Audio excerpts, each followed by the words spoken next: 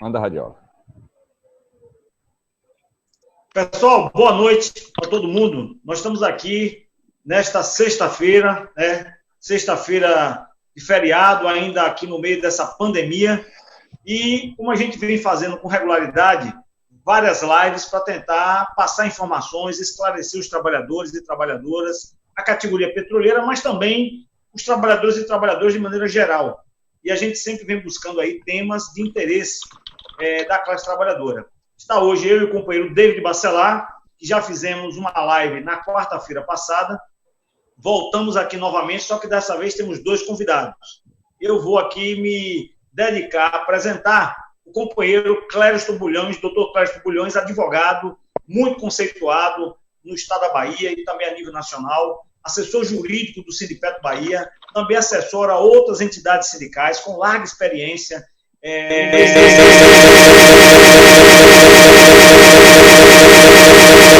de poder contribuir nesse momento, a sua disponibilidade para poder estar aqui tirando dúvidas, esclarecendo as pessoas que vão acessar a nossa live. E a gente sempre pede, né, David? Compartilhe a live para que outras pessoas tenham acesso, coloque na sua página, no seu perfil, em grupos, chame os amigos para que a gente possa, com isso, passar informações de qualidade e de importância nesse momento de crise e de ataque que a classe trabalhadora vive nesse momento. É com você, David. Ariovaldo, uma boa noite a você, companheiro de luta aí da categoria petroleira e da classe trabalhadora aqui na Bahia. Boa noite à doutora Bárbara Paracampos, companheira nossa também, companheiro do doutor Clériston Bulhões, e as pessoas que estão nos acompanhando. Então, como o Radiovaldo falou, a gente pede primeiramente para você que está conosco nesse momento, nessa live, para nós falarmos sobre as medidas provisórias 927, 936 e seus impactos para a classe trabalhadora e também para a categoria petroleira.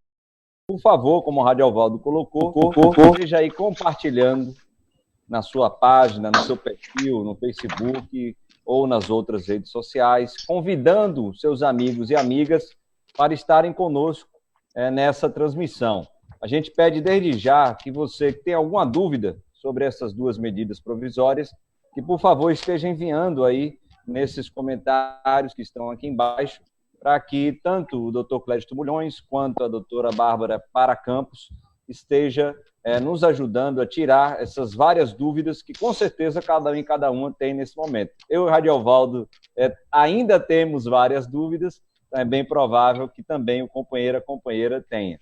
Bem, Radiovaldo, como você apresentou o doutor Clériston Bulhões, advogado conhecido aí da categoria, apresentar agora a doutora Bárbara Paracampos, que fomos apresentados aí a partir do companheiro Fidel, do MPA, do Movimento dos Pequenos Agricultores e Agricultoras.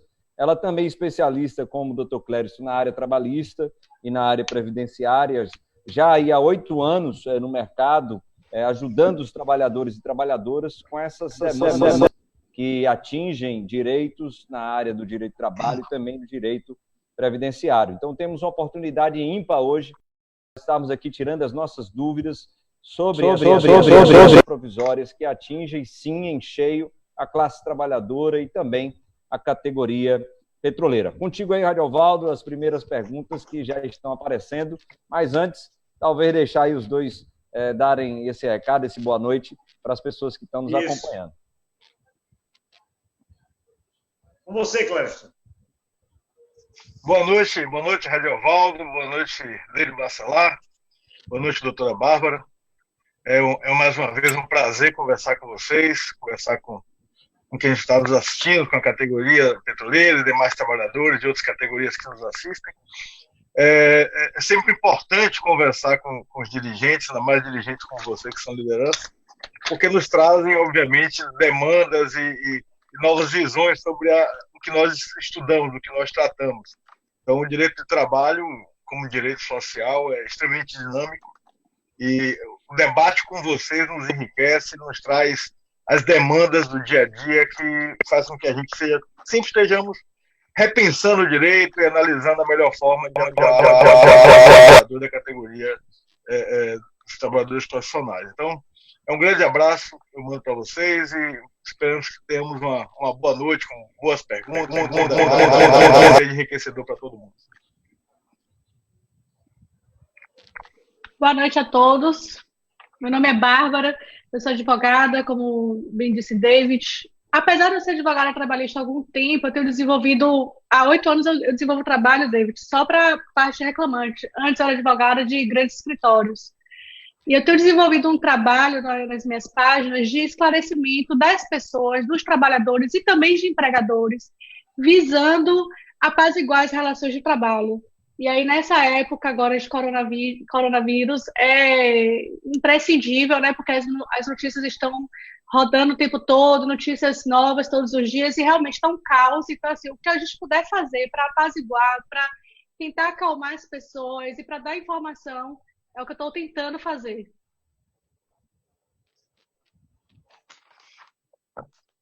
Ardiola.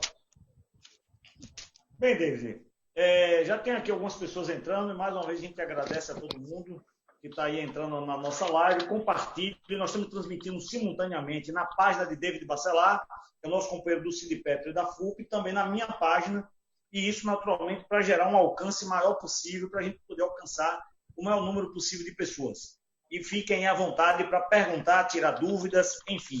Nós vamos, como o David já colocou, tratar principalmente dessas 2 medidas provisórias lançadas recentemente pelo governo federal, que eles estão tramitando no Congresso Nacional, mas como medida provisórias elas já têm força de lei, já estão aí validadas até serem votadas no Congresso, né, pela Câmara de Deputados e pelo Senado, e até sofrendo algum tipo de emenda ou sendo rejeitada pelo próprio Congresso, enfim, tendo todo o trâmite previsto lá no Congresso Nacional. E para isso, David, eu queria começar fazendo aqui uma pergunta para o companheiro Clériston Bulhões, nosso advogado trabalhista. Clériston, existe conflito entre a medida provisória 927 e a reforma trabalhista, conhecida como a Lei 13.467? Há conflitos de interesse entre a lei trabalhista aprovada no governo Temer e essa medida agora apresentada pelo presidente Bolsonaro? Adalvaldo, nós lembramos que com a reforma trabalhista de 2017, no governo Temer, houve uma grande flexibilização no direito do trabalho. Então, sempre tivemos aquela ordem, né, de que nós tínhamos a legislação, depois a convenção coletiva e depois o contrato individual. E a reforma trabalhista acabou modificando essa estrutura, trazendo até o legislado sobre o negociado sobre o legislado, dando para algumas categorias de trabalhadores, uma parte dos trabalhadores que seria enquadrado como hipersuficiente a possibilidade de negociar acordos coletivos, negociar seu contrato individual. Houve toda uma mudança, né, já nessa ótica neoliberal que está sendo aplicado à legislação trabalhista em todo o mundo. Na verdade, o Brasil foi um dos últimos países a ter essa adaptação na legislação trabalhista. Em outros, essa lógica neoliberal já vinha avançando. Nesse momento de pandemia, na verdade, a legislação ainda se torna mais flexível ainda do que na época da reforma trabalhista. Agora, veja o interessante, aí já extraindo algumas questões das medidas provisórias, a medida provisória 927 deixa claro o seguinte: os contratos individuais ali firmados é superior à lei, inclusive ao acordo coletivo. Veja, ele está trazendo mudanças, a sua pergunta é interessante, diferente, inclusive, do que foi feito na reforma trabalhista. É óbvio que nós estamos no momento de uma pandemia e que as coisas não estão no momento de normalidade. Tá? Mas é interessante a sua pergunta, por quê? Porque a medida provisória, na verdade, ela está um pouco diferente do que era a lógica da reforma trabalhista, quando praticamente permite tudo via contrato individual de trabalho, inclusive superior à lei, imagine. Então você pode firmar contra o empregado e empregador, firmar um contrato que afaste o que está previsto na lei, excetuando, é o que está na medida provisória, as normas constitucionais, que essas não poderiam ser modificadas. Veja, e afastando o acordo coletivo e a convenção coletiva nesse momento. Então, assim, é sempre preocupante, porque a gente sabe que, ainda mais depois da reforma trabalhista, as convenções foram muito enxugadas, diversas categorias tiveram suas convenções sendo bastante enxugadas, e, na verdade, essas acordos acabaram ficando com o mínimo do que as categorias conseguiram. Então, quando você parte para um acordo individual, você ainda enxuga mais o que já foi bastante reduzido com a reforma trabalhista. Então, é isso. Eu acho que agravou ainda mais a flexibilização, precarizou mais, óbvio, repetindo, nós estamos em um estado de calamidade, mas a lei veio na lógica de flexibilizar ainda mais do que foi a reforma trabalhista. Uma coisa que me preocupa, desculpa, Radiovaldo, interromper, mas tem uma coisa que me preocupa, como o doutor Clériston pontuou, a gente está vivendo um processo de política neoliberal muito forte. Então, a minha preocupação é após a reforma, após o Covid, após a quarentena, eles darem um jeito dessas normas das MPs ficarem valendo para os empregados, para escantearem cada vez mais o sindicato. Sim, doutora. Inclusive, nós vimos já algumas notícias, né, divulgadas em grandes sites nacionais de empresa já se movimentando com parlamentares para manter algumas das regras que estão sendo utilizadas agora durante a pandemia, o que é bastante preocupante, né? Como eu disse, flexibilizou muito o que já era flexível, né, o que já era uma política neoliberal sendo implementada na legislação trabalhista, inovando o que nunca existiu no Brasil, que era, nós tínhamos uma legislação bastante rígida no aspecto legal, e se isso continuar, ou seja, não é o que está previsto nas MPs, tá? Destacando. A MP, ela vale durante o estado de calamidade, que é 31 de dezembro. Mas dizer que no Brasil os patrões podem não querer estender a flexibilização é não conhecer a lógica do direito do trabalho brasileiro, né, do empresariado brasileiro. Exatamente. Eu queria aproveitar essa linha, Radiovaldo, que o doutor Clériston e a doutora Bárbara trouxeram para responder essa tua pergunta, justamente para perguntar sobre esses efeitos práticos e jurídicos dessa tal declaração de força maior no âmbito aí da trabalhista que a MP estabelece, a 927, e quais são esses efeitos diretos e indiretos para a classe trabalhadora e para a categoria petroleira em especial. Lembrando, como vocês colocaram, a medida provisória 927, como também a medida provisória 936, elas foram, infelizmente, publicadas pela presidência nesse âmbito da pandemia, passa ainda por possíveis alterações ou não do Congresso Nacional, mas elas têm esses impactos diretos. Quais seriam os principais impactos da 927, levando em consideração esse motivo de força maior que a medida provisória 927 ela traz, tanto o doutor Clériston quanto a doutora Bárbara? Se a doutora Bárbara puder começar agora, aí inverte aí para a doutora Clériston. A gente pode fazer... A MP, salvo engano, é no parágrafo único do artigo 1º, não tenho muita certeza. Exato. Ela... É isso, né, doutor? É porque eu sou péssima para decorar artigo. Também. Esse foi preocupante, por isso que eu também decorei. Né? Ela diz que nós estamos agora autorizados a utilizar, né, a força maior. Só que isso, muitas pessoas adotaram de logo o entendimento que as empresas poderiam desligar por força maior, o que não é verdade, né? Porque o artigo 501 da CLT, ele fala que sim, você reconhece o estado de força maior, mas para você desligar por força maior, você precisa ter o encerramento da atividade, o fechamento da empresa, o encerramento do estabelecimento, e não é isso que está acontecendo. Muita gente por aí, eu estou vendo empresas, eu acompanhei na semana passada o desligamento de mais de 100 funcionários de uma empresa, porque a empresa simplesmente perdeu o contrato por motivo de força maior. E aí o risco que a gente vai ter aí no futuro é realmente de diversas reclamações para reverter esse motivo. Quando você desliga por força maior, você não paga o aviso prévio e você só paga 20% da indenização sobre o FGTS. Então, assim, a perda para o trabalhador é grande. E as empresas estão utilizando de forma equivocada. o reconhecimento de força maior não autoriza o desligamento por força maior se não houver o fechamento do estabelecimento. Né, doutor? Não sei se... Exatamente, concordo. Doutor Clério, só antes aí, para complementar a pergunta, a doutora Bárbara traz um fato que está acontecendo. Eu lembro aqui agora o que a Radiovaldo citou, na quarta-feira, por exemplo, da fábrica, uma grande fábrica ali em Ipirá, onde Radiovaldo, por sinal, foi bem votado lá em Ipirá, onde 300 trabalhadores e trabalhadoras da Paquetá foram sumariamente demitidos, mas sem discussão alguma, com o sindicato lá dos calçadistas, trabalhadores e trabalhadoras das empresas de calçado. Só para dar um exemplo de que está acontecendo mesmo agora. Sim. Eu concordo com a doutora. Assim, essa questão do estado de força maior é bastante preocupante. Eu até já recebi algumas propostas patronais de acordo coletivos de diversas categorias, onde vem também no acordo. Veja, apesar de estar na medida provisória, os empregadores já estão colocando isso, considerando nas suas preliminares de proposta de acordo coletivo e já tentando amarrar, essa é a intenção do patrão, amarrar para futuros questionamentos judiciais.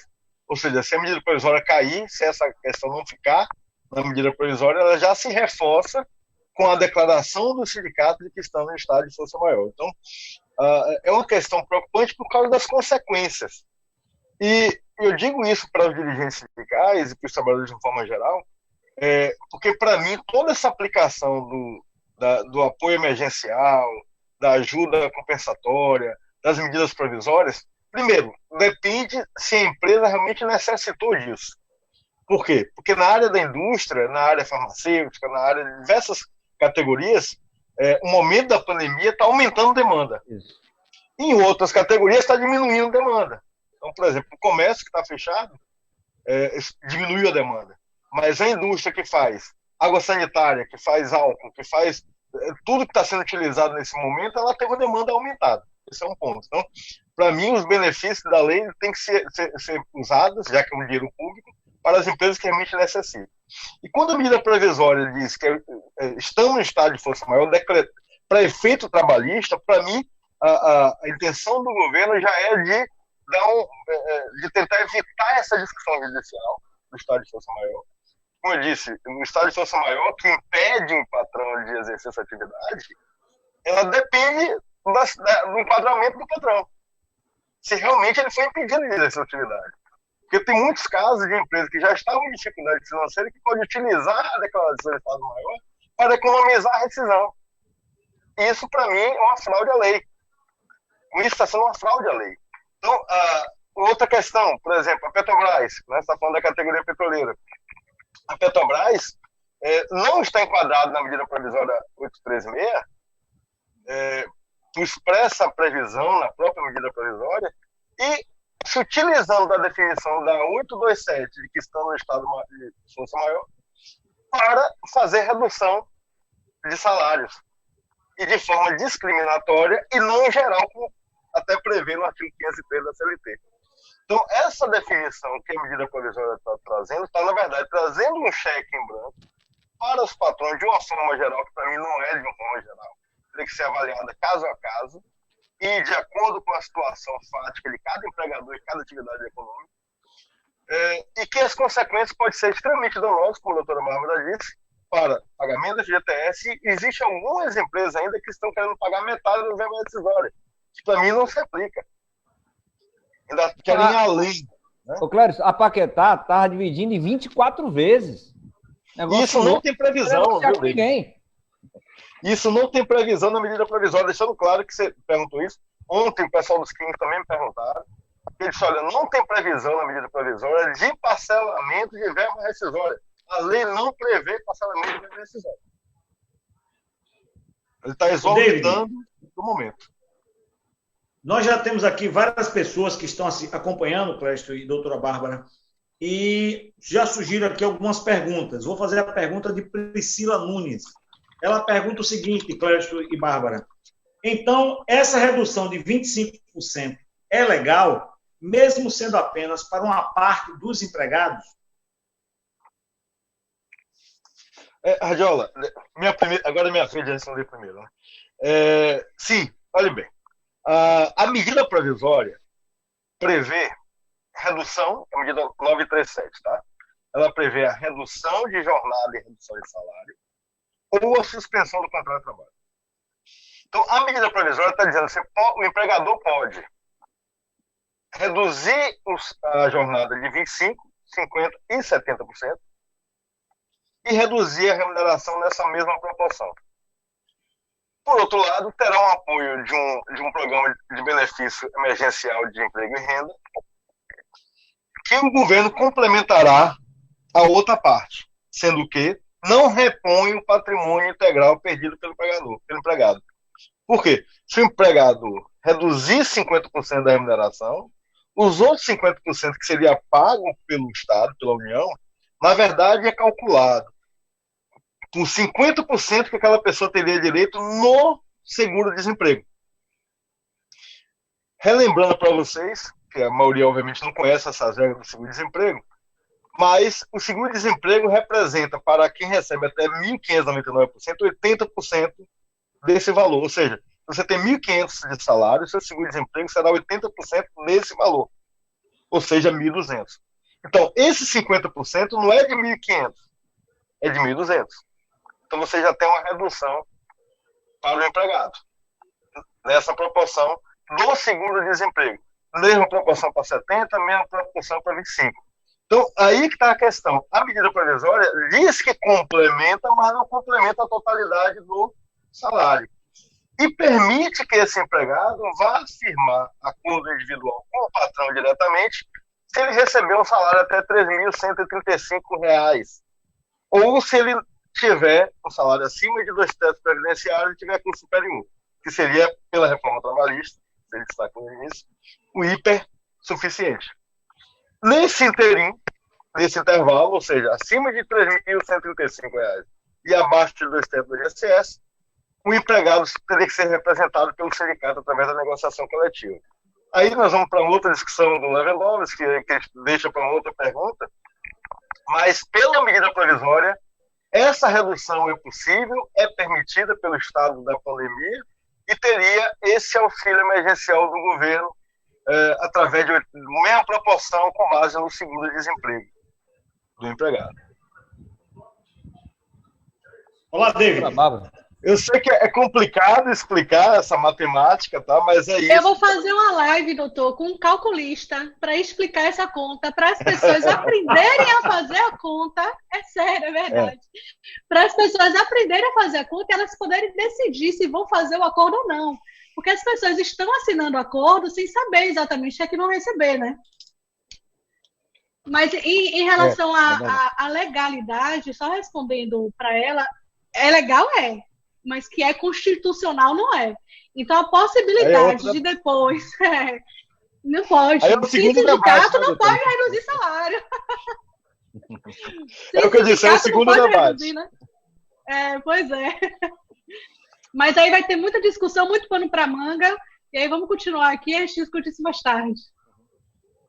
É isso, eu acho que o bate-papo está muito bom, Radiovaldo. As perguntas estão surgindo, pessoas estão entrando aí na live, na transmissão ao vivo, e mais uma vez a gente pede a você que está nos acompanhando que possa estar compartilhando. Já vendo aqui, Radiovaldo, algumas pessoas até conhecidas da categoria, né? O Eider, o Dória, o Fidel, por sinal, aí que fez esse contato conosco lá do MPA, a Rosa, lá de São Paulo, de Mauá, candidata a vereadora nessa cidade importante, Alberto, a Luciana. A gente pede a vocês e outros e outras que estão aqui nos acompanhando que possam estar compartilhando, convidando seus amigos e amigas para estarem conosco. E aí a gente volta a mais uma pergunta aqui, Radiovaldo, para a doutora Bárbara e o doutor Clérison. Antes até da gente entrar em outras questões que até já foram sugeridas e nas perguntas que estão chegando aqui através dos comentários. Então, deu para perceber nos comentários, tanto do doutor Clérison quanto da doutora Bárbara, que existe nesse período de pandemia, estamos falando de uma crise também econômica, e como a gente debateu, Radiovaldo, na última quarta-feira, sem dúvida alguma, talvez a maior crise do sistema capitalista nos últimos tempos, que vai gerar um problema enorme pós-pandemia para a economia brasileira e mundial e, consequentemente, para a classe trabalhadora. Justamente por isso, algumas pessoas enxergam alguns benefícios da MP 936 diante desse momento.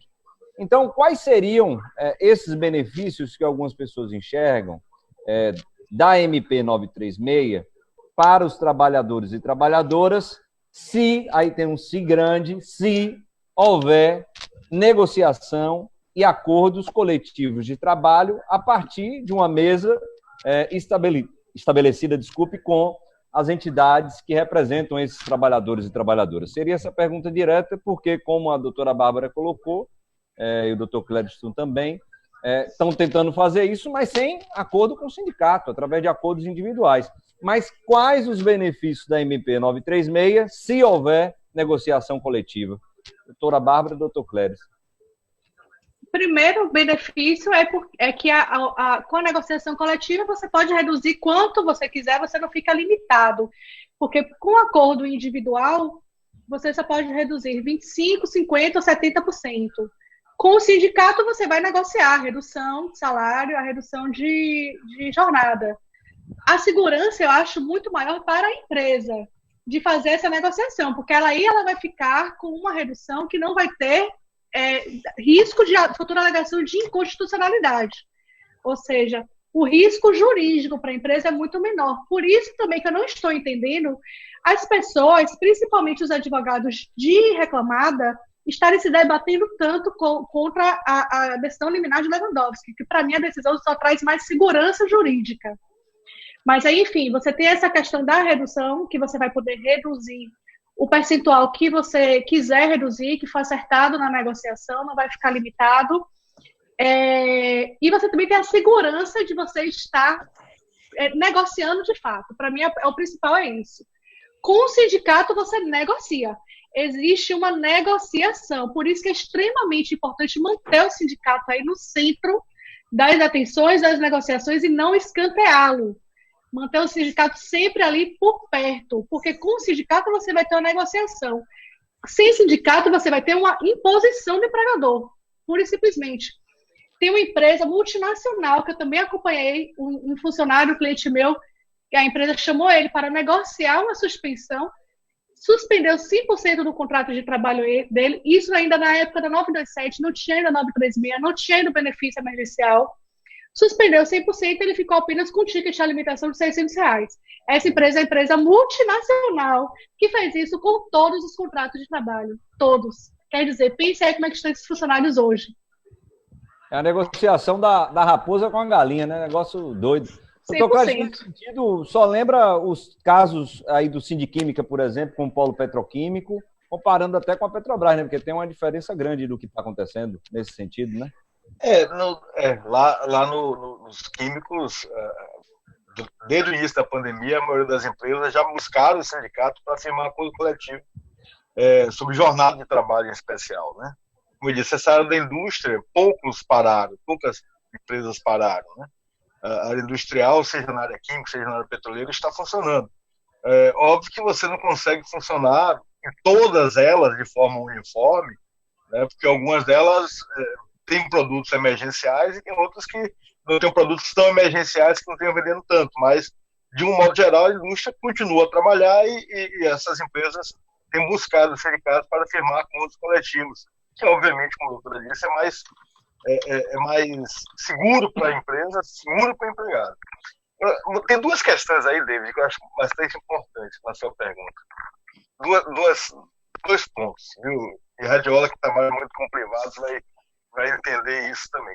Qual é a questão? Qual é a vantagem da MP, gente? Assim, a MP é totalmente ruim? Não.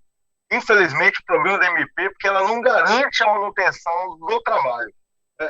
Assim, em todos os países do mundo civilizado, todos os grandes países do mundo, grandes economias, eu falo grandes economias porque o Brasil é uma grande economia, então você tem que equiparar o Brasil às grandes economias. Então, qual é o apoio que a Inglaterra está dando para os trabalhadores? São 2.500 libras, R$15.000. Os Estados Unidos, $1.200. Então, a proporção do que os estados, daqueles países, aqueles estados nacionais estão dando aos seus empregados, nesse momento, para reparar esse problema da pandemia, é muito superior no Brasil. Veja que, inicialmente, nós estamos falando hoje de R$600 para os trabalhadores informais, a proposta do governo foi 200. Depois de muita pressão da oposição e do Congresso, chegou nos 600. E também não podemos destacar que a proposta inicial do governo era a suspensão de todos os contratos de trabalho por 4 meses, jogando os trabalhadores para o Deus dará. Depois da reação da sociedade, que recuou, riscou isso na MP 927 e aí veio agora essa nova medida provisória. Então, a proposta inicial do governo era terrível. Sabe? Ia ser um genocídio da classe trabalhadora, não ter apoio nenhum nesse momento. Então, a grande vantagem da MPV é trazer, pelo menos, um subsídio da União para algumas categorias que realmente vão precisar. Né? Eu sempre dou esse exemplo do comércio, que para mim é o mais grave, porque, imagina, os empregados de shopping center, de loja de shopping, o shopping não pode abrir. É uma determinação legal. E vários desses são pequenos comerciantes, são pessoas que têm 1 ou 2 lojas, e que o material humano custa caro para eles, sabe? Muitas vezes o principal custo da empresa são seus empregados, eles impostos dependem dos empregados. Então, isso aí traz um importante auxílio para esse patrão e para esse empregado que está sofrendo diretamente esse efeito econômico. Agora, o que seria muito importante na negociação coletiva? Tem um ponto na MPV que chama ajuda compensatória. Isso é um ponto interessante para o movimento sindical. O que é ajuda compensatória? Independente da remuneração paga pelo empregador, ou seja, esses 25%, 50%, 70%, e da complementação que a União fará, poderá, por acordo individual ou por negociação coletiva, eu acho que na negociação coletiva é mais fácil conseguir isso, o empregador ainda pagar uma ajuda compensatória.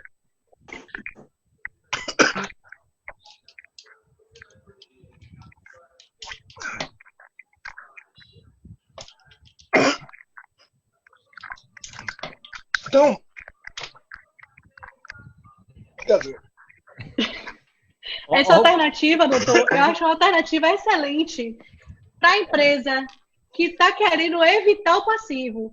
Porque se você consegue fazer a redução de salário, vamos lá, não consegui fazer a negociação coletiva, fiz a redução de salário, fiz a redução de jornada, indenizo o restante, o governo vai dar uma parte, e aí com isso você acaba garantindo que aquele funcionário, mesmo ele trabalhando menos, 25% menos, 50%, 70% menos, ele mantém o mesmo patamar de remuneração. Não vai ser salário, mas ele vai conseguir manter a saúde da família dele, a saúde financeira deles. Se há suspensão do contrato de trabalho, o empregado passa a ser segurado facultativo. A empresa não recolhe o INSS dele, não recolhe o FGTS dele. Então, essa ajuda compensatória serviria para minimizar o efeito financeiro no contra-cheque, no salário da pessoa. Então, é algo importante que eu acho que a negociação coletiva... E o valor vai ficar muito pouco, vai ficar muito pequenininho para a empresa fazer essa diferença, dependendo do salário, vai ficar pouco, vai ficar barato, porque não vai precisar pagar nenhum encargo sobre... E você vai conseguir manter a capacidade financeira do funcionário. O funcionário vai poder pagar a conta, que é importante que as pessoas possam pagar suas contas. Exatamente. E veja, David e Adiovaldo, essa ajuda compensatória pela medida provisória, ela não incide no imposto de renda, não incide no FGTS. E ainda pode ser deduzido no imposto de renda da pessoa jurídica. Ou seja, o empregador ainda ganha pagando menos imposto. Então, assim, é um espaço grande. Assim, uma dica para os outros dirigentes sindicais, analisar essa questão para tentar minorar os efeitos dessa redução salarial que está ocorrendo com os trabalhadores através dessa questão da ajuda compensatória na negociação coletiva. Eu acho que tem mais força do que através da contratação individual. Mas mesmo na individual, eu defendo a utilização dessa medida, da ajuda compensatória. Sou pequena empresa, vou negociar ali, até mesmo, por exemplo, eu tenho uma funcionária que ganha R$1.500, suspendo o contrato de trabalho dela, ela vai ficar ganhando R$1.045, não sei exatamente qual é o valor, não é nada demais para mim, eu complementar a diferença para ela conseguir receber os R$1.500 todo mês.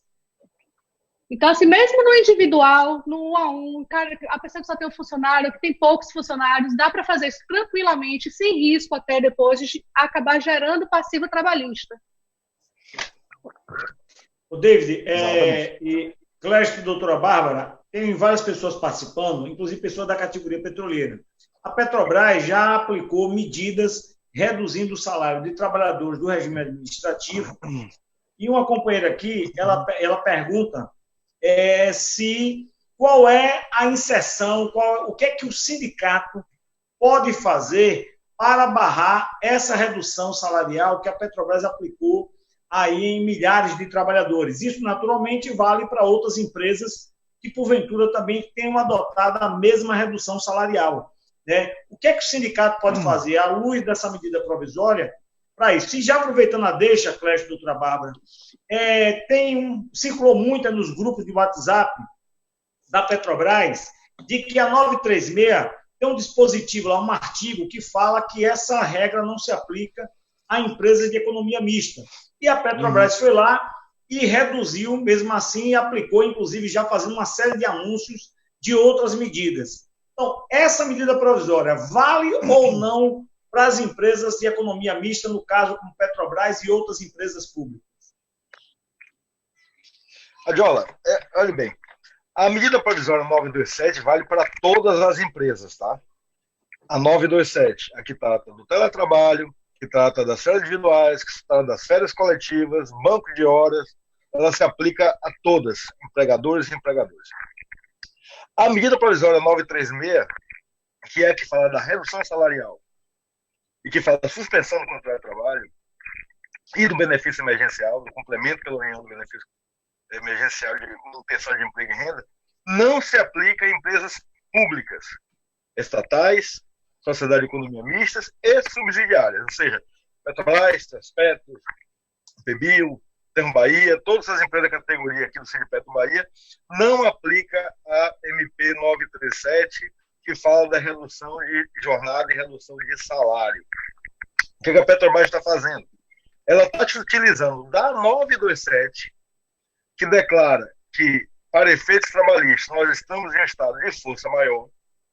Ela está usando a 927, com a declaração de força maior pela medida provisória, para dizer que nós estamos em situação de força maior e que, por isso, a Petrobras poderá utilizar o artigo 501 da CLT, que fala que, durante uma situação de força maior, o empregador poderá reduzir a sua remuneração dos seus empregados de forma geral, vou de novo destacar, geral, em até 25% da remuneração dos seus empregados. Entretanto, a Petrobras não está fazendo a redução de forma geral. Ela não fez a redução da área operacional, não fez a redução da área gerencial, ela reduziu para a área administrativa e retirou adicionais de uma parte da área operacional. Então, ela não está fazendo uma redução de forma geral. Ela está escolhendo como reduzir, ela está fazendo a lei própria, ela está fazendo a lei dela, ela não está utilizando a CLT, utiliza a CLT como âncora para fazer o que quer. Tá? Então, no meu entendimento, ela não poderia fazer dessa forma, ela teria que reduzir para todo mundo, literalmente, 20%, 25% ou 15%, de forma geral, para todos os empregados, e ela não faz. Lembrando, para quem não sabe, que ela está dizendo o seguinte, que ela vai reduzir de 10% a 25% do seu corpo gerencial, mas em setembro ela restitui de volta, ou seja, ela só está represando a remuneração do corpo gerencial, da cúpula da empresa. Enquanto que para os empregados do regime administrativo, que é quem recebe menos na empresa, ela já está cortando a carne com a redução de jornada e redução de salário. Então, no meu entendimento, ela está cometendo a ilegalidade, ela está criando lei própria. Sobre isso, a Federação Petroleira já pediu uma mediação no Ministério do Trabalho, que está atuando em conversa com a Petrobras para ver se evita amigavelmente, através da mediação do Ministério Público do Trabalho, essa questão. Então, o MPT nacional está mediando e nós, assessores jurídicos do sindicato, já definimos que se essa mediação não avançar, ajuizaremos brevemente uma ação judicial para que esses empregados recuperem a sua remuneração. Porque a empresa pode até reduzir jornada, se ela quiser, não pode reduzir salário sem a negociação coletiva. Então, O artigo 7 da Constituição Federal fala que para reduzir remuneração tem que ter negociação coletiva. O meu entendimento também, mesmo que ela aplicasse o 501 para ser recepcionado pela Constituição, lembrando que esse artigo é originário, é antigo, da década de 40, né? Eles criticaram tanto dizendo que a CLT era velha, a CLT tinha 80 anos, esse é um artigo de 80 anos. 80% da CLT é nova, teve várias mudanças, esse é um dos poucos que não houveram tantas mudanças, nesses 80 anos da CLT. E eles querem usar exatamente o artigo velho. Tá? E, no meu entendimento, esse artigo ele só seria recepcionado com a negociação coletiva, com o firmamento de acordo coletivo com o sindicato. Ele não poderia reduzir salário, ainda mais discriminando aonde ele quer reduzir de forma aleatória ao bel prazer do empregador. Ele está agindo de forma ilegal. Ok. Doutora Bárbara? Não, o que o doutor Cléris falou foi perfeito, foi completo. De fato, esse artigo ele não foi recepcionado pela Constituição, é um artigo originário da CLT, a Constituição vem depois, de 88, a Constituição fala que você tem que fazer negociação coletiva para reduzir salário. Então, eu acho absurda essa postura da Petrobras. Para ser muito honesta, muito franca, eu não sabia, estou sabendo agora, mas é realmente absurda e, enfim, né? A sorte é que o sindicato dos petroleiros, o sindicato de químicos em geral, é forte. São sindicatos fortes. Então, aí eu nem fico muito preocupada aí com o pessoal com os funcionários, porque eu sei que vocês aí vão mandar brasa aí e resolver essa questão. Bem, doutora Bárbara, doutor Clédio, a gente agradece. Esses esclarecimentos são importantíssimos, porque as pessoas, de fato, elas estão com várias dúvidas, e são muitas perguntas que estão aparecendo aqui, né, Radiovaldo? Está chegando pergunta tanto na página do Radiola, quanto na minha página, e, por exemplo, a gente dá um salve aqui para o Nilo, do Citicam, Márcio Vita, o Paulão da CNM está aqui conosco, o Paulo Caires, que também coordena a setorial sindical do PT em âmbito nacional, o Átila Radiovaldo, do nosso sindicato está aqui, o Márcio Lima, Ronaldo, a Magali, o Fidel, o sinal do MPA, e o Eider. E tentando juntar aqui as perguntas do Ronaldo, a Magali, do Fidel e do Eider, numa pergunta só, vou deixar aqui para a doutora Bárbara e para o doutor Clériston. Radiola até fez a provocação inicial. Nesse momento, até ajudando a dar uma resposta, Radiovaldo, porque parece que é mais direcionado até a gente. Nesse momento de pandemia, o que nós estamos sinalizando que vai acontecer é uma greve sanitária. E a greve sanitária ela não está sendo incitada, provocada, construída pela FUP e seus sindicatos, não. Ela poderá acontecer por conta das arbitrariedades e da unilateralidade da gestão da Petrobras. Então, o que é essa tal de greve sanitária? Como ele escreveu aí, Radiovaldo, 2 plataformas da Petrobras já pararam por conta de trabalhadores e trabalhadoras terem sido contaminados com Covid-19. Em uma plataforma foram 35 trabalhadores e mais tantos sob investigação. Na plataforma Cidade de Santos, da mesma forma. Então, se isso acontecer em refinarias, terminais e outras plataformas, a greve sanitária se estabelece e esse serviço essencial à população brasileira fica prejudicado sem nós termos nenhum tipo de participação com relação a isso. Não podemos fazer assembleias, não podemos fazer atos, não podemos fazer paralisações, não podemos fazer praticamente nada, porque leis não nos permitem fazer isso para não aglomerar pessoas. Mas estamos alertando que isso pode acontecer, tentando responder diretamente aí o Fidel, o Eider e o Ronaldo, porque a conscientização está fazendo através das redes sociais, das mídias, e obviamente que as pessoas doentes ou mortas, elas não irão trabalhar. É o que nós não queremos que aconteça, para isso estamos provocando os órgãos competentes. Mas é que está, a pergunta direta.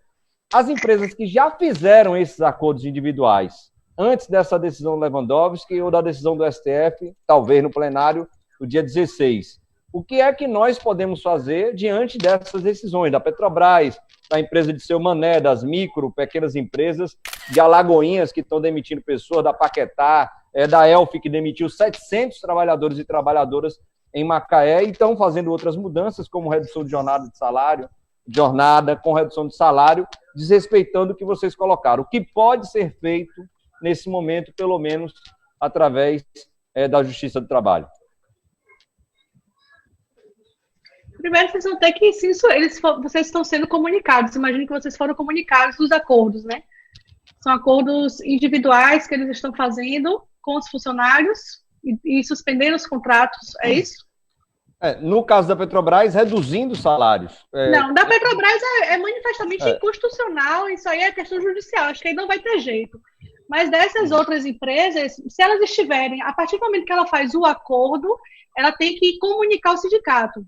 E aí o sindicato vai ter o prazo de 4 dias para dizer, pelo menos no meu entender, são 4 dias, para dizer, peraí, eu não concordo não, vamos aqui instaurar a negociação. Eu acho, assim, que ficou pesado para o sindicato, porque ele vai ter que se manifestar em todos os processos, em todos os casos que ele for informado. O doutor Clériston até falou que a caixa de e-mail dele está cheia de acordo, né, doutor?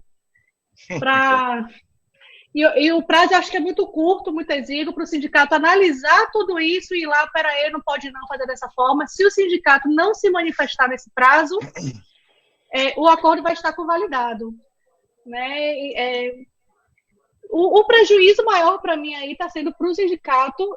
Não vejo também nenhuma inconstitucionalidade ou nenhuma impossibilidade de você fazer dessa forma e causar transtornos para a empresa. O que a doutrina tem defendido por aí agora com essa decisão do Lewandowski, que eles esperam que seja derrubada no dia 16, impossibilitou a negociação. Para mim, não. Para mim, essa decisão de Lewandowski é uma decisão muito tranquila, que dá sim para ser cumprida, que dá sim para continuar, só está prejudicando, na verdade, o sindicato, porque está colocando o sindicato aí com esse pepino na mão para resolver em prazo muito exíguo e dar muito mais segurança para as empresas. David, tem duas coisas aí na sua fala. Primeiro, sobre essa questão que você está citando da greve sanitária. É importante destacar também, para quem nos assiste, que a medida provisória 927, ela suspende todas as multas, tá, nesse período da pandemia em relação ao meio ambiente de trabalho. Ele diz que os auditores só têm um papel educativo. Tá? Isso é extremamente grave, a não ser que haja um acidente fatal, um risco iminente à vida, etc. Mas para todos os demais casos é educativo, imagine. Também está suspendendo os exames, rotina, etc. Há uma flexibilização muito grande. O demissional são 180 dias. Se você fez algum exame, no caso de rotineiro na empresa, em 180 dias ele também pode servir nesse período. Então, há uma flexibilização muito grande no meio ambiente de trabalho. Eu sei que, óbvio, nesse momento, não é tão simples fazer nenhum tipo de atendimento fora do contexto do Covid, nos hospitais, nas clínicas, mas há uma flexibilização muito grande do meio ambiente de trabalho, exatamente no momento onde o maior risco é o meio ambiente de trabalho. Né? Lembrando que, pelo Sindipet, nós temos denúncia do Ministério Público do Trabalho por causa das condições das unidades da Petrobras.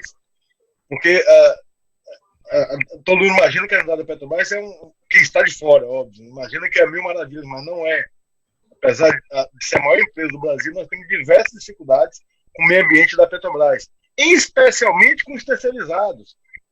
Nós denunciamos ônibus de terceirizados lotados, refeitórios lotados, sem condições de higiene. Radiovaldo esse que o tempo todo fica questionando essa questão da higiene dos meios terceirizados, dos refeitórios, dos sanitários, né, Radiovaldo? Sem papel toalha, sem sabonete líquido, diversas questões básicas de higiene pessoal que não estão sendo adotadas. Então, assim, tem um cenário extremamente grave no meio ambiente de trabalho, que você fala hoje como uma possível greve sanitária, porque é óbvio que as pessoas podem chegar em um ponto que não consigam mais conviver naquele meio ambiente, porque o risco é muito grande.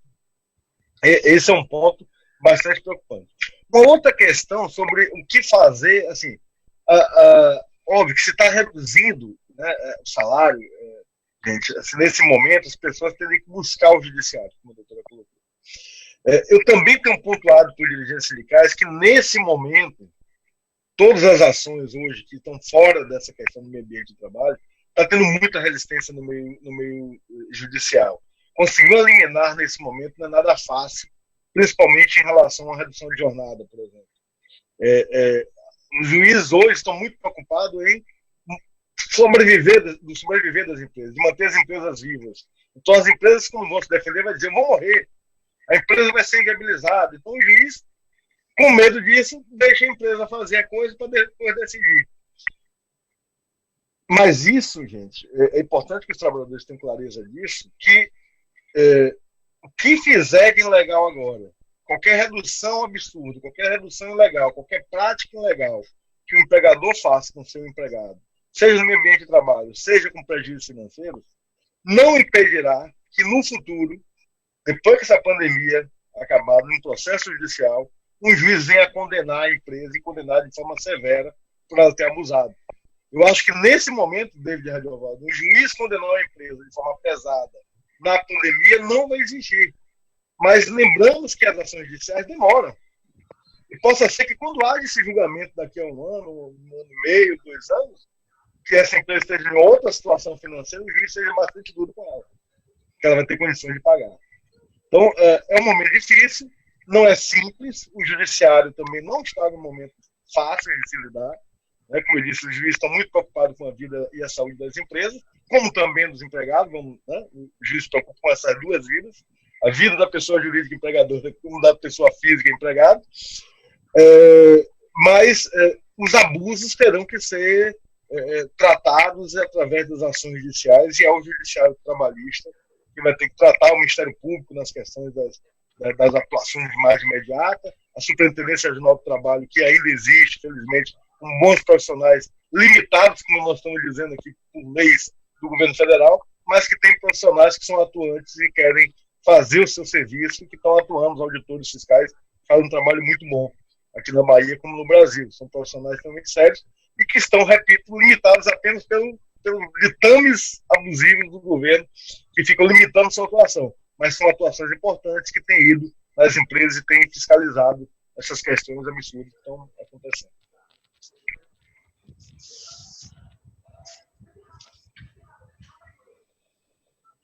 Olá, Radiola.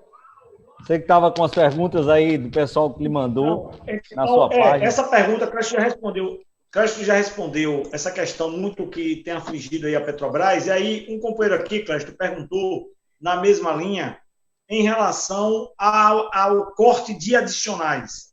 Né? Muitos trabalhadores do turno e sobreaviso foram para o administrativo sem os adicionais.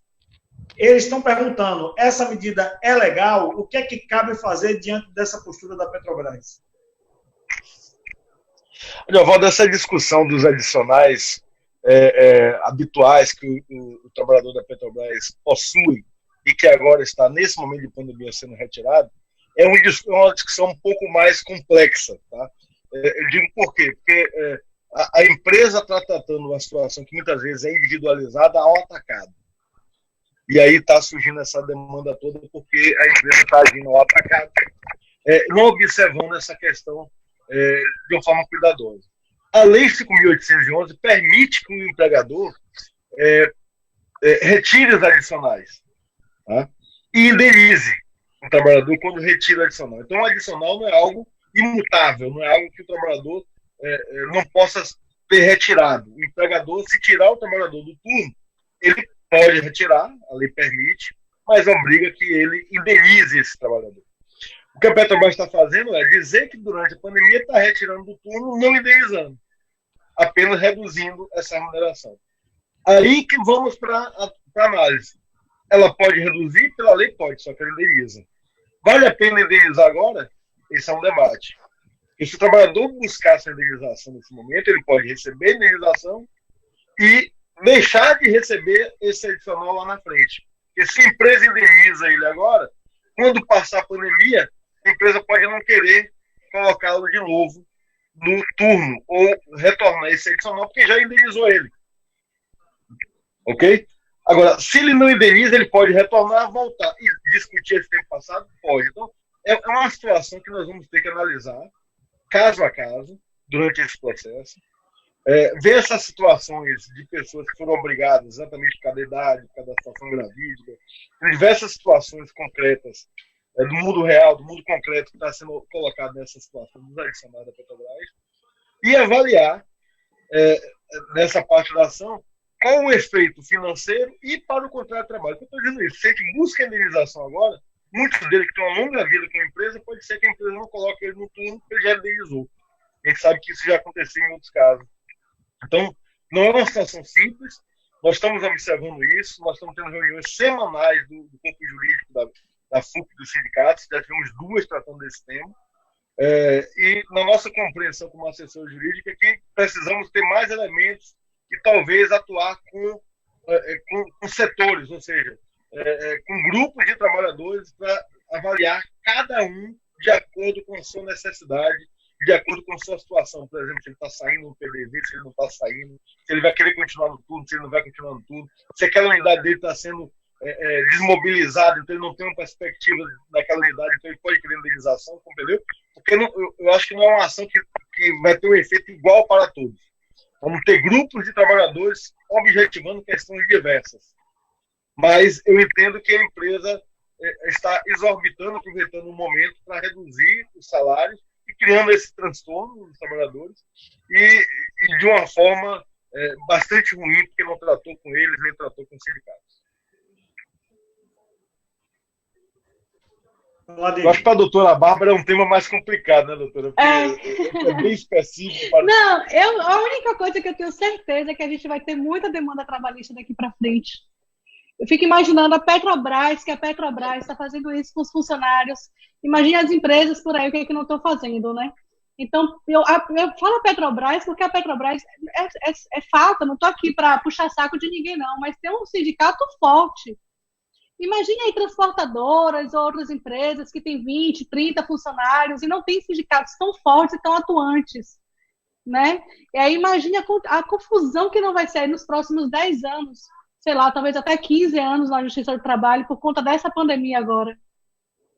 Essa fala de doutora Bárbara, tem uma coisa que, doutora, acho que você não faz ideia, no debate que a gente teve no TST, desde estava presente, o pessoal nosso do GES, apresentou para o ministro, na época, o vice-presidente Renato Saraiva, o custo que a Petrobras tinha com seus trabalhadores. Ou seja, no custo da empresa, de tudo, impostos, insumos, o que a empresa paga, os seus trabalhadores representavam pouco mais de 4% das suas despesas. Então, a folha de pagamento, com todos os seus impostos, na Petrobras, naquele momento, ano passado, nós apresentamos o vice-presidente, era 4,2 e oscilava, 3,9, 4,2, mas ficava nessa faixa. Então, veja, o grande custo da empresa não é só a folha de pagamento. Mas por que ela faz esse tipo de política? É por necessidade econômica, é o que ela diz. Mas nós desconfiamos que é muito mais por um discurso político, um engajamento com o governo, que a empresa está fazendo dessa forma para continuar demonstrando ao governo que está engajado, que está na mesma linha dele. E não apenas na questão financeira, como ela alega ser, né? Porque esse impacto é muito pequeno perto do que a empresa tem de despesa, essas reduções pontuais que ela faz à mercê da lei, fora do que está na medida provisória, como eu digo, e fora do que está na CLT de forma arbitrária. Ô, Clérison, só lembrando, em cima desse seu comentário de doutora Bárbara também, que a Petrobras é diferente de uma empresa micro ou pequena, diferente de uma fábrica de papel, diferente de uma padaria, diferente de uma grande rede de supermercados, é uma indústria intensiva em capital. É uma indústria que, através da exploração desses trabalhadores e trabalhadoras, gera uma puta de uma mais-valia que traz aí um faturamento, primeiro, de 400 bilhões de reais por ano e lucros líquidos que chegam a 40 bilhões, 30 bilhões, que vão para os acionistas, tanto os privados quanto o acionista majoritário, que é o governo federal. É bom sempre lembrar isso, porque se ela é intensiva de capital, se nós geramos uma mais-valia muito maior do que em outros locais de trabalho, com certeza as negociações coletivas têm que levar isso em consideração.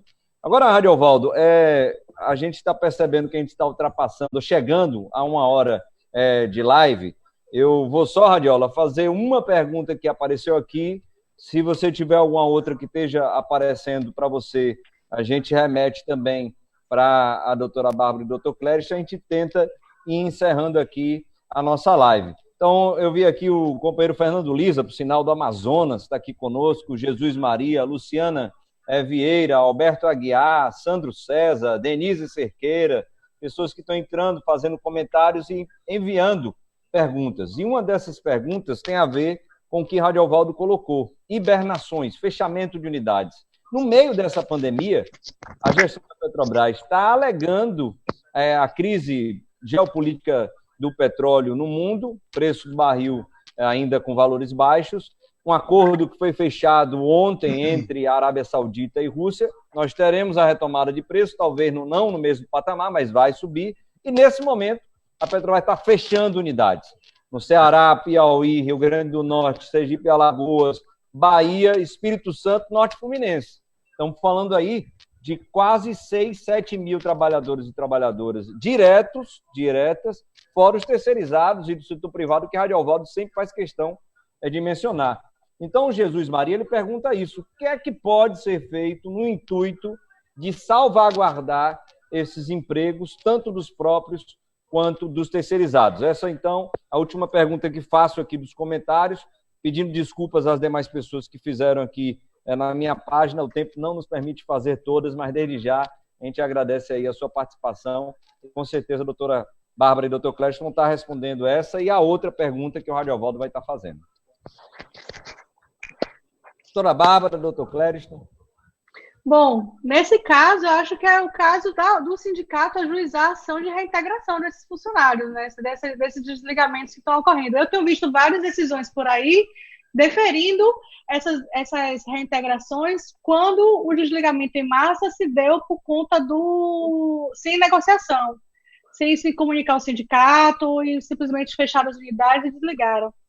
Cabe o ajuizamento da ação para tentar reverter isso. O risco, para mim, aí é alegarem, como eles estão usando o 503 aí para reduzir salário, é alegarem justamente as hipóteses de força maior, despedirem pelo 502 da CLT e aí pagarem a indenização pela metade e não pagarem aviso prévio. A indenização do FGTS 20% e não pagarem aviso prévio.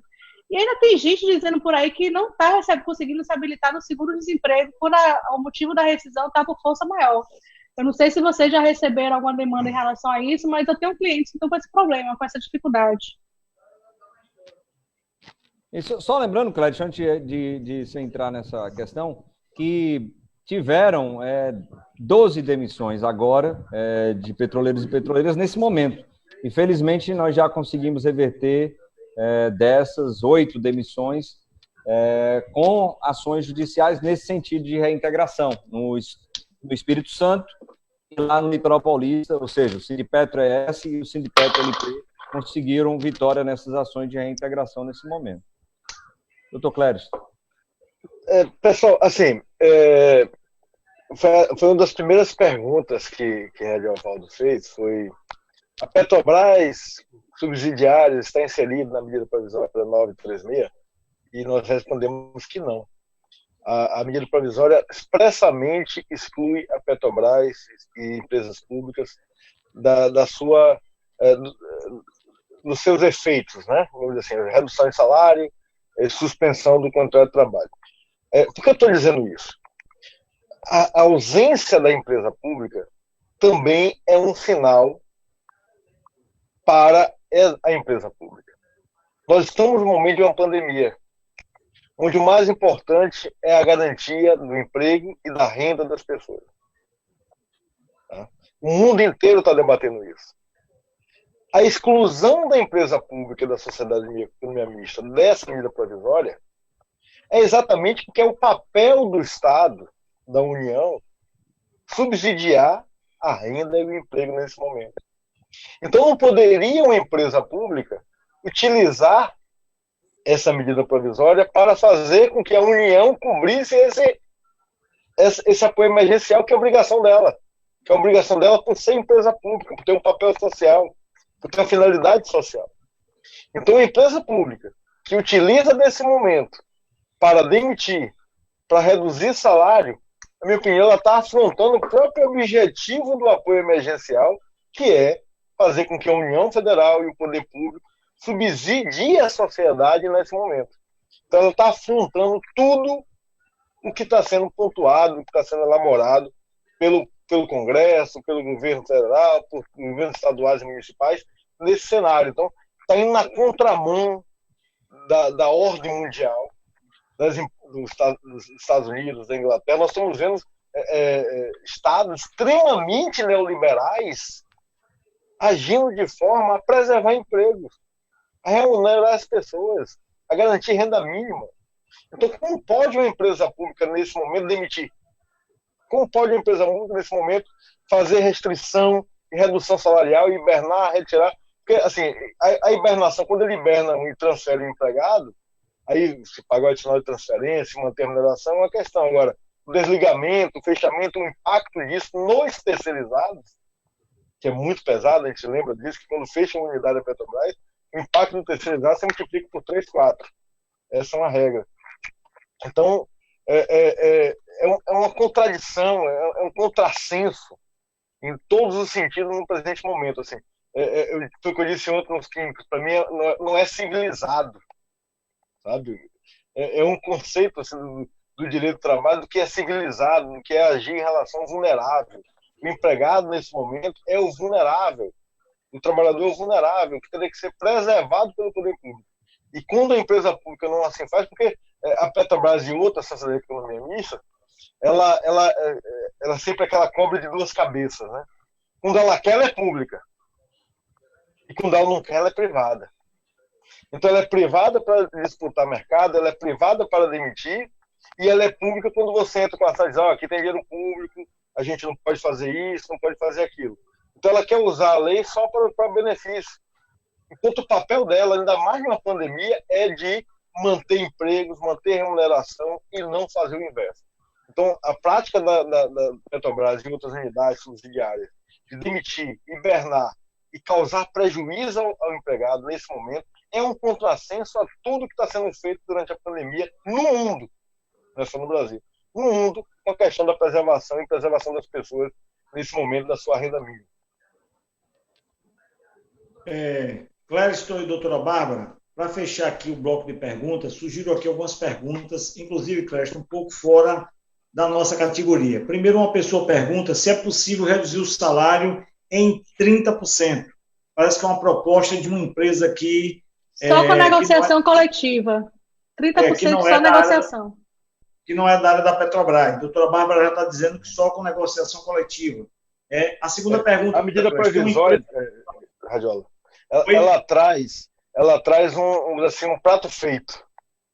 25, 50, 70. É um prato feito. Já tem todas as regras dela de compensação já pré-moldada.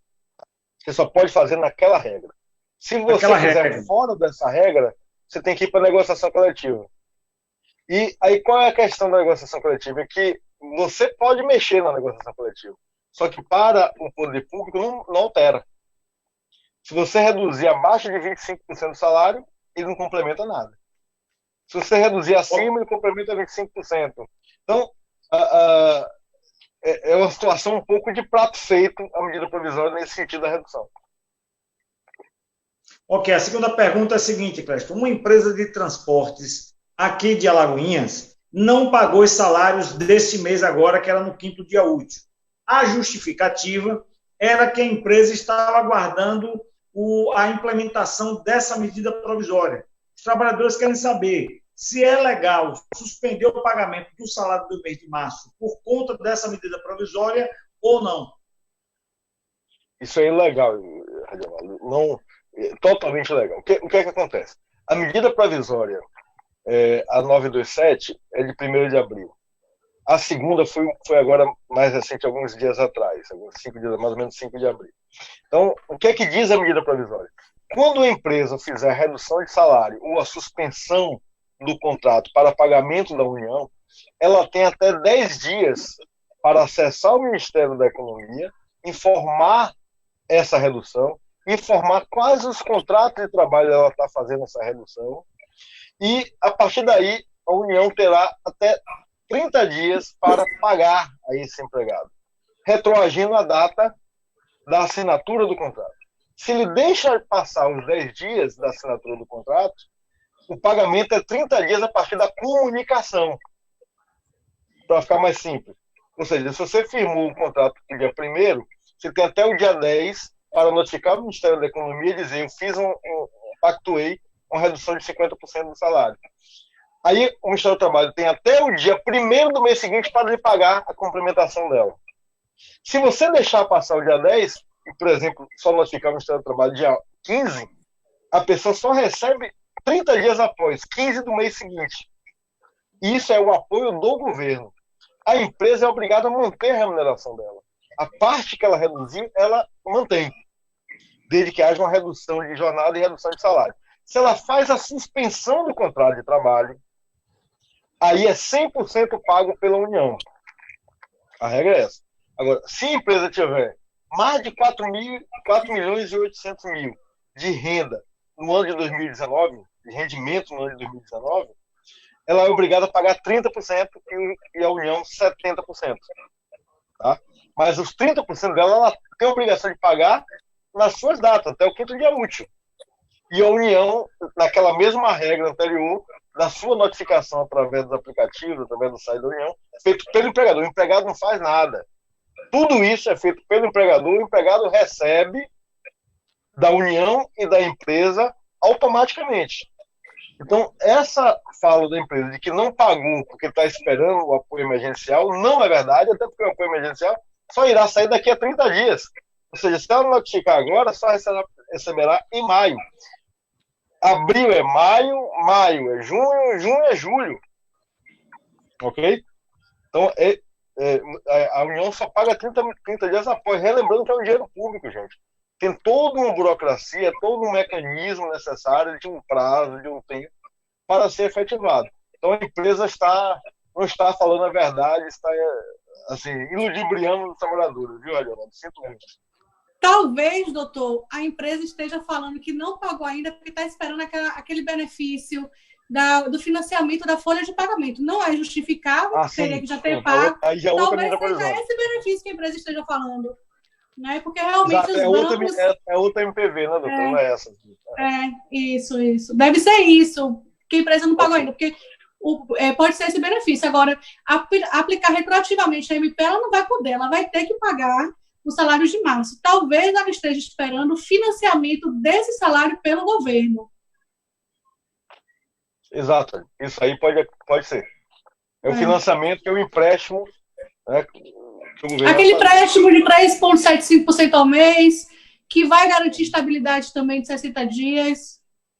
Deve ser isso. E, porém, algumas empresas estão tendo dificuldade de ter acesso. Radiovaldo, interessante esse debate, Radiola, para levar para José Hildo, Zé Neto, Sola, porque muitas dessas micro e pequenas empresas, que empregam aí 60% da classe trabalhadora que está na formalidade hoje, elas estão com problemas financeiros, devendo fornecedores com títulos protestados, e essas empresas elas não poderão ter acesso a esse crédito que os bancos não estão permitindo. Cabe aí, Radiola, alguma possibilidade de emenda dos nossos parlamentares para facilitar isso. A gente pensando aqui como o Lula sempre nos ensinou. Pensar nesses que geram emprego aqui no Brasil, não com aqueles que estão investindo no mercado financeiro, em papéis, não, que investem no Brasil, gerando emprego no Brasil, para que esses empregos sejam mantidos, preservados, conforme até essa MP está propondo, de não haver demissões. Nesse sentido, Radiovaldo, eu, mais uma vez, lembrando, agradecer a presença e a participação, né? Foi boa, Radiovaldo, estava olhando aqui tanto a sua página quanto a minha, participação muito boa das pessoas, tirando dúvidas, muita gente comentando, perguntando. Essa, sem dúvida, até então, foi a live que nós tivemos com maior participação de pessoas. A Arlete até entrou agora, a Arlete do sindical lá de Ipirá, Radiovaldo, que vai ser candidata, por sinal, a vereadora agora pelo PT, lá em Pirá. Ela colocando essa atrocidade, ela reforçando aqui que são 300 demissões na Paquetá e, além disso, só querem pagar 20% da multa. E em 24 meses. Foi o que eu falei. Foi exatamente o que eu falei. Eles estão considerando a rescisão por força maior. É insano o que querem fazer.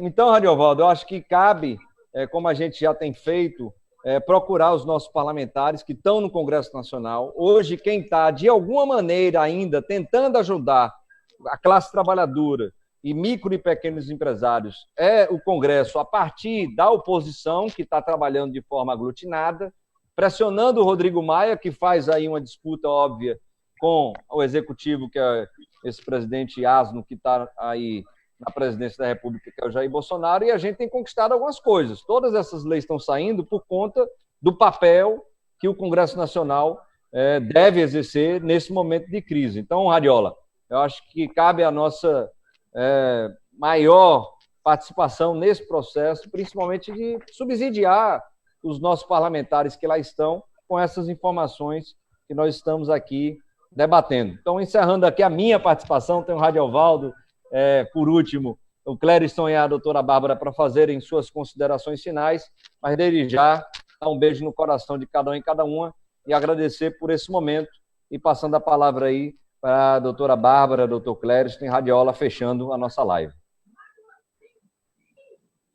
Gente, muito obrigada pela oportunidade. Eu adorei estar aqui hoje com vocês. Eu acho que a gente tem que fazer isso mesmo, tentar informar as pessoas, tentar tirar dúvida.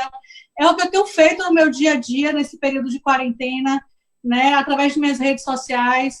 Então, muito obrigada pela oportunidade e estou aqui à disposição. Se o que vocês quiserem me chamar, eu venho ajudar. Parabéns, doutora. Parabéns dele, Radiovaldo.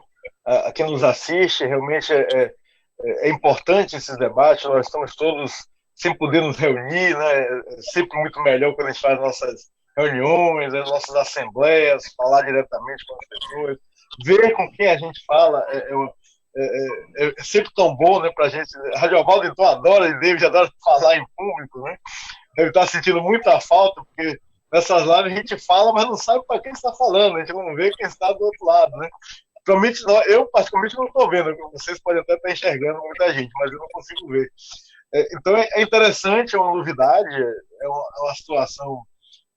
ontem eu estava conversando isso, meio distótica, né? Tem hora que a gente parece que está num filme, né, Radiovaldo? Daqueles filmes de ficção científica, quando a gente pensa, poxa, e agora? O costume de ir para o escritório, de ir para o sindicato, de ir para a assembleia, de ter a vida normal que nós não estamos tendo. Mas está sendo um aprendizado. Eu acho que nós temos que ver esse cenário atual como um aprendizado. Eu acho que nós vamos ter muitas mudanças no aspecto do direito do trabalho, das relações de trabalho, das relações pessoais. Assim, não é ser otimista nem pessimista, mas eu acho que vamos sair de um mundo um pouco diferente. Eu acho um pouco diferente no modo de pensar, no modo de agir, no modo de forma geral, porque são mudanças muito grandes, nós temos que ter cuidado com os trabalhadores. Muita gente está se acostumando com esse trabalho virtual e pode perder posto de trabalho. As empresas estão se adaptando, o capitalismo se adapta muito rápido. Então, quem atua no direito social tem que estar acompanhando essas mudanças, tem que estar debatendo essas mudanças, para que não perca o time, não perca o momento e que possa tentar achar alternativas para os trabalhadores, para os sindicatos, também para os empregadores, de uma forma que todo mundo saia ganhando. Que o David falou da frase do presidente Lula, realmente é importante prestigiar, tomar cuidado. Os sindicatos têm que tratar essa coisa com muita cautela, com muita maturidade, com muita responsabilidade. Os empregados também. Temos que ter cuidado, óbvio, né? Também manter as empresas, somente as pequenas empresas, os pequenos comerciantes, que precisam manter sua atividade econômica, seus empregados, suas famílias. Então, é um momento que a gente precisa ter civilidade, maturidade, responsabilidade, são adjetivos importantes nesse cenário distópico que nós estamos, para que a gente saia dele o melhor possível, mais unidos, mais solidários, tentando fazer com que a sociedade saia melhor dessa situação mais humana. Porque a gente estava caminhando, como comecei a falar, para um direito do trabalho, uma sociedade extremamente neoliberal em suas questões, e que hoje está agradecendo ao SUS, está agradecendo ao serviço público, está agradecendo o apoio do governo. Então, são coisas para a gente pensar, repensar e planejar lá na frente. Então, classe trabalhadora, dirigentes sindicais, a sociedade como um todo, tem muita coisa para debater nessas lives nos próximos dias, nos próximos meses. De novo, obrigado pelo convite, estamos à disposição. Bem, Valeu, Clériston, valeu, doutora Bárbara, satisfação participar com vocês, com o companheiro David, nossa equipe técnica, né, David, aí, é o nosso grande Wendel, tá aí possibilitando fazer nesse formato diferente, né, com 4 câmaras, como se fossem 4 câmaras diferentes, na prática acaba sendo, e em 2 páginas simultâneas, tanto na de David quanto na minha, o que amplia o alcance. Foi realmente, David, muito visto, muita gente aqui, outras perguntas que não vai dar para fazer, muita gente interagindo, de várias cidades, inclusive, viu, David? Várias cidades aqui da nossa região, de outros estados. Então, acho que foi muito bom esse debate que a gente promoveu aqui. É preciso também aproveitar, Clériston, Bárbara e David, desconstruir uma fake news que está circulando muito por aí. É a fake news de que os sindicatos estão cobrando para fazer acordo e redução salarial. Isso é uma grande farsa. É preciso desconstruir isso. Na verdade, esse fake news, que tem até vídeo falando sobre isso, o objetivo é desmoralizar o Lewandowski com a sua decisão e as próprias entidades sindicais. Eu tenho certeza, é claro que nós não temos sindicatos iguais no país, mas tenho convicção de que nós não temos sindicatos que estão fazendo isso. Eles estão dizendo que estão cobrando R$200, 300, R$400 para fazer acordo. Isso é uma mentira, certo? Nós somos contra a redução salarial, nós somos contra, não só dos petroleiros, mas os sindicatos filiados à CUT, como de Arlete, filiados a outras centrais sindicais, que nós temos também relação, somos contra a redução salarial, contra a retirada de direitos, nós defendemos a manutenção do emprego, entendemos a crise sanitária que estamos vivendo aí, que, consequentemente, provoca uma crise econômica e social.